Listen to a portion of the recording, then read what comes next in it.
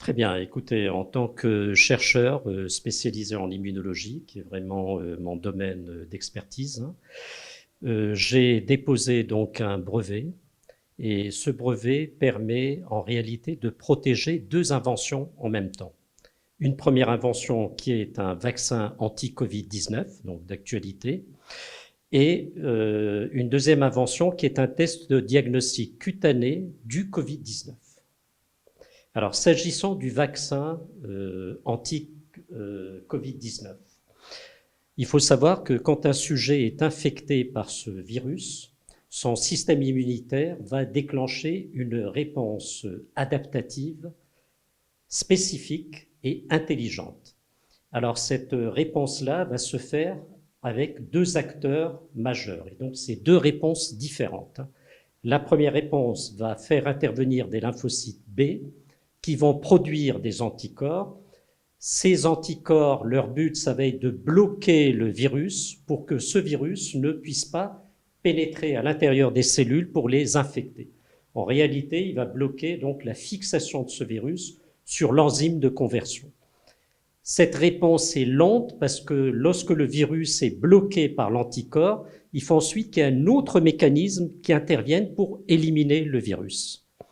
Ensuite, il y a une deuxième réponse qu'on appelle une réponse cellulaire qui, elle, va consister en la formation de lymphocytes TCD8 tueuses qui sont très puissantes et qui sont capables, elles, par contre, de reconnaître le virus à l'intérieur des cellules qu'il a infectées et d'éliminer donc à la fois la cellule infectée et les virus.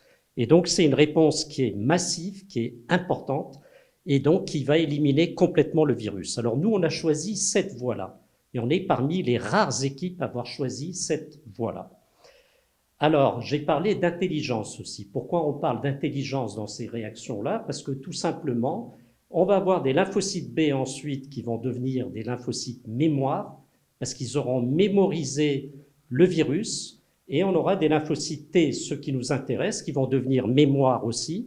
Et donc, ces lymphocytes mémoire, dès qu'ils seront en contact à nouveau avec ce virus, vont réagir cette fois très rapidement et l'éliminer rapidement.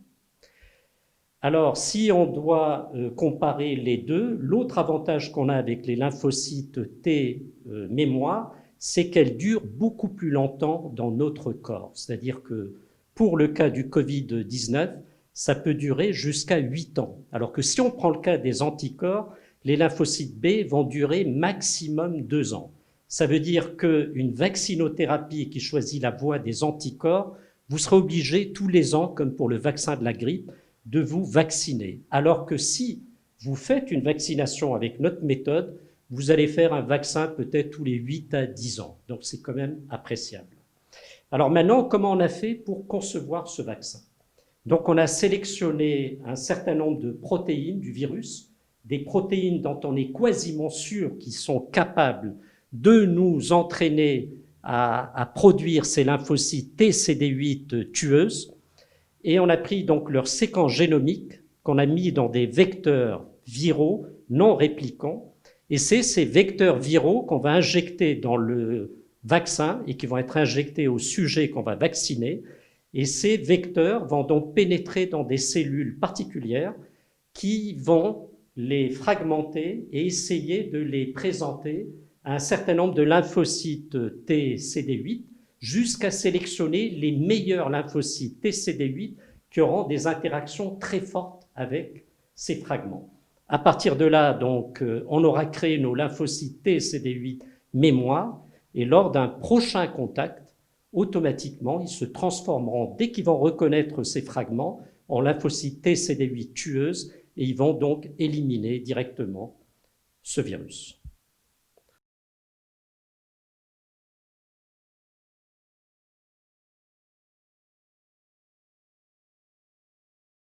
Au niveau du test, puisqu'on a parlé donc uniquement du vaccin. Alors sur le test, qu'est-ce qu'on a fait? On a fait un test de diagnostic cutané du Covid-19 selon le même principe, c'est-à-dire les protéines qui nous ont servi à fabriquer le vaccin vont nous servir, purifiées, à être injectées au niveau cutané C'est un peu le test analogue à la tuberculine, hein, pour les gens qu'on suspecte d'avoir la tuberculose. Sauf que nous, bien sûr, on injecte des protéines qui viennent du Covid-19. Et donc, quand on injecte ces protéines, pareil, il va y avoir des cellules spécialisées qui vont fragmenter ces protéines et essayer de chercher les lymphocytes mémoire CD8 qui sont susceptibles de les reconnaître. Si ces lymphocytes TCD8 vont les reconnaître, automatiquement on va avoir une réaction inflammatoire intense, et c'est ça qu'on va voir visuellement, et on va dire, tiens, ce sujet, parce que là on a deux réponses capitales, d'une part que le sujet a été infecté dans le passé par le virus, ou qu'il a été vacciné, et surtout, c'est ça qui est énorme, c'est que ce sujet a une immunité efficace contre le virus. Alors, si on doit faire la comparaison avec des tests sérologiques, alors effectivement, dans les tests sérologiques, on va rechercher des anticorps du virus, mais ça ne veut pas dire, parce qu'on a trouvé les anticorps, que le sujet qui a ces anticorps a réellement développé une immunité efficace.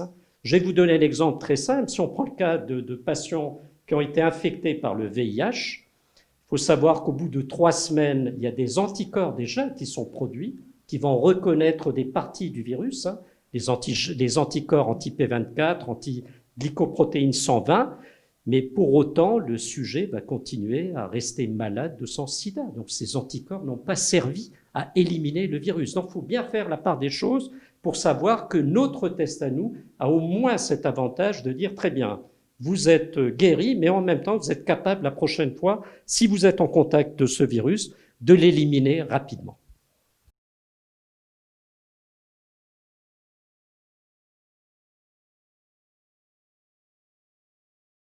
Très bien. Ben, écoutez, ce qu'il faut savoir à l'heure d'aujourd'hui, c'est qu'il y a quand même 182 équipes dans le monde qui travaillent sur un projet de fabrication d'un vaccin. Alors, on est quasiment tous, je dirais, dans les dernières phases précliniques. C'est ce qu'on appelle les phases de consolidation expérimentale, parce que là, on a besoin d'avoir des animaux de laboratoire pour que tout ce qu'on a vu in vitro soit confirmé in vivo, au moins au niveau des animaux. Et donc, à partir de là, tout ça, ça demande beaucoup d'argent, parce qu'il y a d'abord cette phase de consolidation. Ensuite, il y a les phases classiques du médicament clinique, la phase 1, la phase 2 et la phase 3. Et donc, pour continuer, on a besoin, bien entendu, de fonds, à la fois de fonds publics et de fonds privés. On a un business plan qui est prêt et on commence bien sûr à aller taper à la porte de tous ces investisseurs potentiels.